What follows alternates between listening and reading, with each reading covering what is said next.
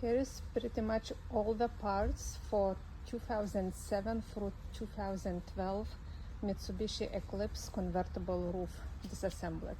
So here is the top with the glass. Headliner is already separated, it's not in the picture. Hinge. There are 3 metal plates on each side of the roof, and on those metal plates there are 3 weather strips. Then there is a hydraulics hinge, there is a hydraulic cylinder. Oh, I should show you that on that same side there is a small hydraulic cylinder, so it's also there is flap, there is line for the flap, power motor, the lines.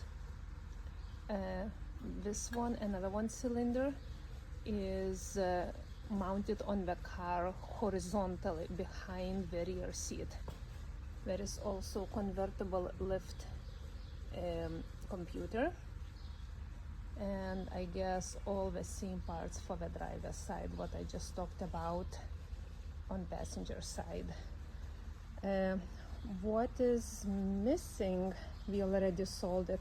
There is another one hydraulic cylinder for big tonneau cover, which one lifts up and the roof folds in and that tonneau cover lowers it down. So that cylinder is already sold.